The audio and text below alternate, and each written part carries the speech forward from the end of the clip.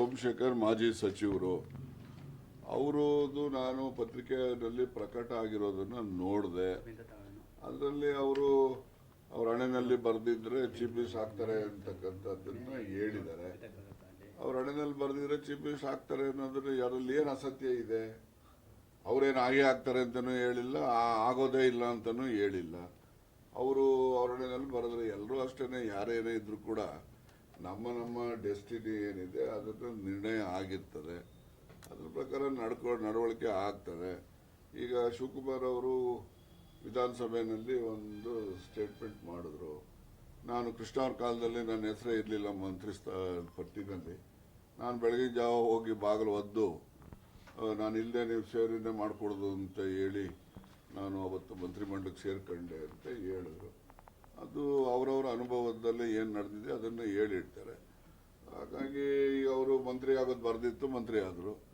KPCC ಅಧ್ಯಕ್ಷರಾಗೋದು ಅವರ ಹಣೆಯಲ್ಲಿ ಬರೆದಿತ್ತು, ಆಗಿದ್ದಾರೆ. ಮುಂದೆ ಸೋಮಶೇಖರ್ ಹೇಳ್ದಂಗೆ ಅವ್ರ ಹಣೆಯಲ್ಲಿ ಬರೆದಿದ್ರೆ ಮುಖ್ಯಮಂತ್ರಿನೂ ಆಗ್ತಾರೆ. ಅದನ್ನೇನು ತಪ್ಸಕ್ಕೆ ಯಾರ ಕೈಲಿ ಆಗ್ತದೆ?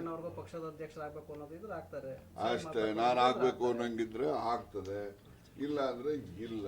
ಅದಕ್ಕೋಸ್ಕರ ನಾವೇನು ಅಧ್ಯಕ್ಷಗಿರಿ ಇನ್ನೊಂದು ಮಂತ್ರಿಗಿರಿಗೆ ಅಂಟ್ಕೊಂಡು ಕೂತಿರೋನು ಏನಲ್ಲ. ಬರೋದು ಬರ್ತದೆ, ಹೋಗೋದು ಹೋಗ್ತದೆ. ನಮ್ಮ ಅಪ್ಪನ ಮನೆ ಆಸ್ತಿ ಯಾವುದೇ ರಾಜಕೀಯ ಅಧಿಕಾರ ಅಲ್ಲ. ಜನ ಕೊಡೋ ಅಂತ ಅಧಿಕಾರ. ಆ ಜನ ಕೊಡೋ ಅಂತ ಅಧಿಕಾರ ನಮ್ಮ ಹಣೆಯಲ್ಲಿ ಬರೆದಿದ್ರೆ ನಮಗೆ ದೊರಕುತ್ತೆ, ಇಲ್ಲದೆ ಇದ್ರೆ ಇಲ್ಲ. ಯಾರು ನಾನು ಮುಂದೆ ಎಲೆಕ್ಷನ್ಗೆ ನಿಲ್ಲಲ್ಲ ಅಂತ ಹೇಳ್ಬಿಟ್ಟಿದ್ದೀನಿ. ತಿರುಗಿ ನಾನು CM ಹೇಳಕ್ ಹೋಗ್ತೀನಿ. ನಾ ಮಂತ್ರಿಗಿರಿನೂ ಕೂಡ ನಾಳೆ ಬೇಕಿಲ್ಲಪ್ಪ ನೀನು ರಾಜೀನಾಮೆ ಕೊಡು ಅಂದ್ರೆ ಈ ಕೂಡಲೇ ಕೊಟ್ಬಿಡ್ತೀನಿ. ನನಗೇನು ಮಂತ್ರಿಗಿರಿಗೂ ನಾನೇನು ಅಂದ್ಕೊಂಡು ಕೂತಿರೋನಲ್ಲ, ಮುಂದೆ ಚುನಾವಣೆಗೂ ನಿಲ್ಲೋನಲ್ಲ. ಇನ್ನೇನಿದೆ ನಂದು? ಈಗ ಸರ್ ಈಗೇನಾದ್ರೂ ಅಂತ ಸನ್ನಿವೇಶ ಬಂದ್ರೆ ಯಾವುದಕ್ಕೆ ಮುಖ್ಯಮಂತ್ರಿ ಆಗ್ಬೇಕು ರಾಜಣ್ಣ ಅವರು? ನಾವು ನೋಡಿ, ಯಾವಾಗಲೂ ಕೂಡ ನಮ್ಮ ಇತಿ ಮಿತಿ ಮತ್ತೆ ನಾವು ಏನೆಲ್ಲ ಸಾಧ್ಯತೆ ಇದ್ದೇವೆ ಅಂತಕ್ಕಂಥದ್ದು ನಮಗೆ ಗೊತ್ತಿರೋವಾಗ ನಾವ್ಯಾಕಪ್ಪ ಕೇಳಕ್ಕಾಗ್ತದೆ? ನಾವೇನೋ ಕರ್ನಾಟಕದಲ್ಲಿ ದೇವೇಗೌಡರು ಪ್ರಧಾನಮಂತ್ರಿ ಆದಂಗೆ ನಾವು ಮುಖ್ಯಮಂತ್ರಿ ಆಗ್ತೀವಿ ಅಂತ ಹೇಳ್ಕೊಳಕ್ಕಾಗ್ತದೆ? ಅವ್ರಿಗೆ ಅದೃಷ್ಟದಲ್ಲಿ ಇತ್ತು, ಆದ್ರು ಸಂತೋಷ. ಬರ್ದಿದ್ರೆ ನಾನು ಅದ್ರ ಬಗ್ಗೆ ನನ್ನ ಚಿಂತನೆನೂ ಇಲ್ಲ, ನಾನು ನಿರೀಕ್ಷೆನೂ ಮಾಡೋದು.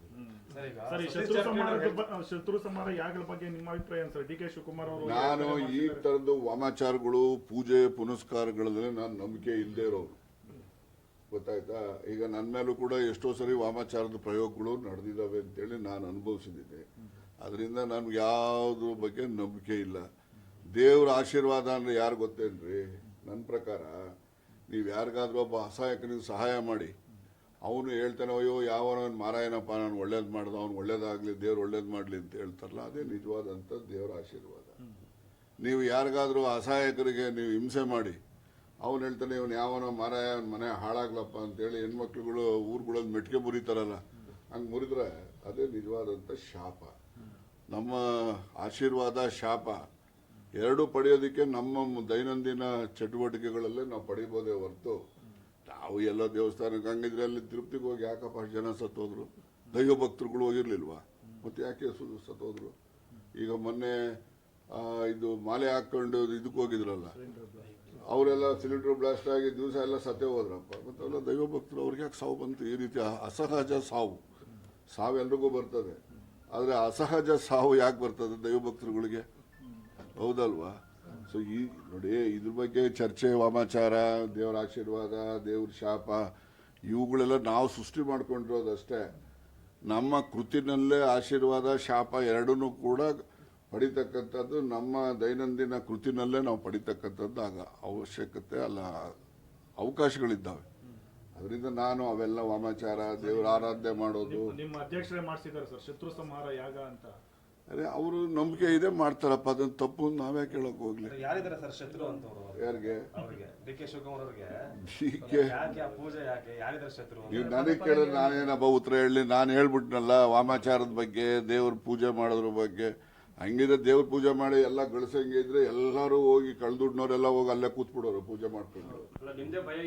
ಯಾರ್ದು? ನಾನು ಯಾರಿಗೂ ಭಯ ಪಡಿಸೋನಲ್ಲ, ನಾನು ಇರೋದನ್ನು ಹೇಳೋನು ಅಷ್ಟೇ. ನಡೀರಿ.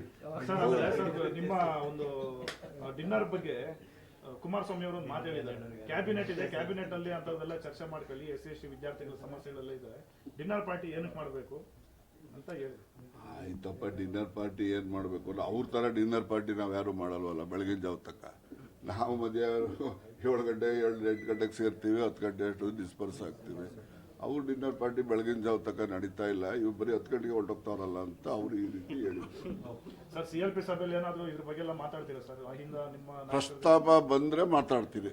ಅಂಶಗಳನ್ನ ಪ್ರಸ್ತಾಪ ಬರದೇ ಇದ್ರೆ ನಾನು ಪ್ರಸ್ತಾಪ ಮಾಡಕ್ ಹೋಗೋದಿಲ್ಲ.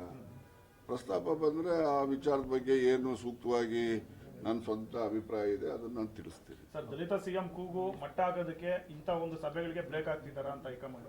ನಾನು ಮತ್ತೊಮ್ಮೆ ಹೇಳ್ತೀನಿ, ನಾವು ದಿವಸಕ್ಕೆ ಕಾಂಗ್ರೆಸ್ ಪಾರ್ಟಿಲಿ ಇರ್ತಕ್ಕಂಥ ಎಲ್ಲ ಮುಖಂಡರು ಒಂದಲ್ಲ ಒಂದ್ಸರಿ ಅಂಬೇಡ್ಕರ್ ಹೆಸರು ತಗೋತೀವಿ. ಅಂಬೇಡ್ಕರ್ ಸಿದ್ಧಾಂತ ಏನು? ಮೊದಲೆಲ್ಲ ವಿದ್ಯಾವಂತರಾಗ್ರಪ್ಪ, ಸಂಘಟಿತರಾಗಿ, ಆಮೇಲೆ ಹೋರಾಟ ಮಾಡಿ ನಿಮ್ಮ ಹಕ್ಕುಗಳಿಗೆ ಅಂತ ಹೇಳ್ತಕ್ಕಂಥ. ನಾವು ಆ ಸಿದ್ಧಾಂತದಲ್ಲಿ ನಡೆದಿದ್ದೇವೆ ಹೊರತು ಆ ಸಿದ್ಧಾಂತದ ಹೊರತಾಗಿ ನಾವೇನು ನಡೆದಿಲ್ಲ. ಮತ್ತೆ ಏನು ಪರಮೇಶ್ವರ್ ಸಭೆ ಕರೆದಿರೋ ಪೂರ್ವಭಾವಿ ಸಭೆ ಬರೀ ಕಾಂಗ್ರೆಸ್ ಪಕ್ಷದ ಮುಖಂಡರು ಕರೆದಿದ್ದೇ ಹೊರತು ನಾವು ಬೇರೆ ಪಕ್ಷದವ್ರು ಯಾರು ಕರೆದಿರಲಿಲ್ಲ. ಕಾಂಗ್ರೆಸ್ ಪಕ್ಷದಲ್ಲಿ ಇರ್ತಕ್ಕಂಥ ದಲಿತ ಮುಖಂಡರನ್ನ ಕರೆಸಿದ್ದೇನಕ್ಕೆ, ಕಾಂಗ್ರೆಸ್ ಪಕ್ಷಕ್ಕೆ ಇನ್ನೂ ಹೆಚ್ಚು ಶಕ್ತಿಯನ್ನ ದಲಿತ ಸಮುದಾಯಗಳಿಂದ ಗಳಿಸ್ಕೊಡ್ಬೇಕು ಅನ್ನೋ ದೃಷ್ಟಿಯಿಂದ ಕರೆದಿದ್ದೇ ಹೊರತು ಕಾಂಗ್ರೆಸ್ ಪಕ್ಷ ವೀಕನ್ ಮಾಡಬೇಕು ಅಂತಕ್ಕಂಥದ್ದಾಗ್ಲಿ, ಕಾಂಗ್ರೆಸ್ ಪಕ್ಷದ ಬಗ್ಗೆ ಅಪಕೀರ್ತಿ ತರಬೇಕು ಅಂತಕ್ಕಂಥದ್ದಲ್ಲಿ ನಮ್ಮ ಉದ್ದೇಶ ಅಲ್ಲ. Thank you.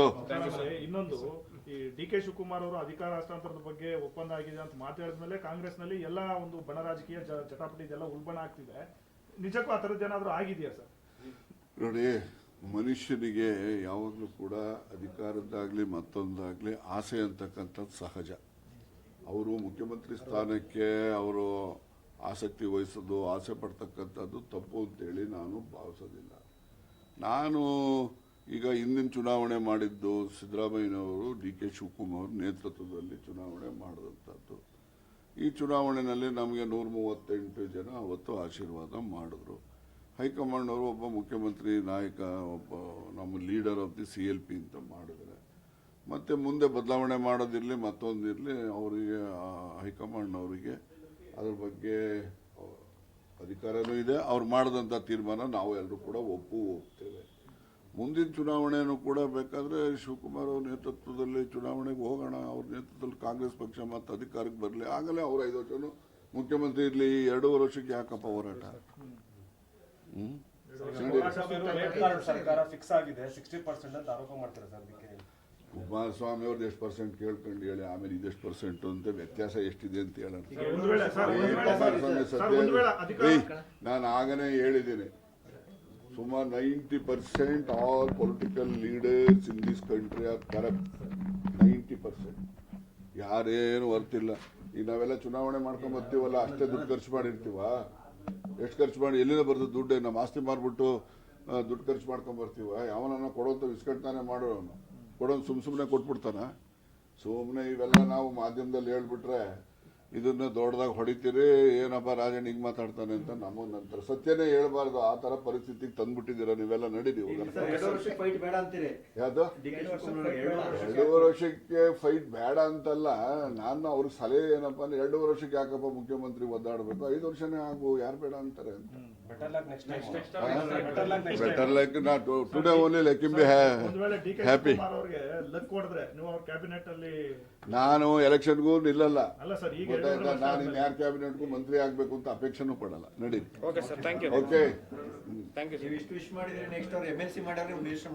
ನನಗೇನು ಬೇಡಪ್ಪ, ನಾನು ಆಗೋದಿಲ್ಲ ಅಂತ ಹೇಳ್ಬಿಟ್ಟಿದ್ದೀನಿ. ನಾನು ಸಾಕು, ಮಾಜಿ ಮಂತ್ರಿ ಇರ್ತೀರಲ್ಲ, ಸಾಕು ಅಷ್ಟೇ. ಅವಕಾಶ CM ಆಗಬೇಕು ಅಂತ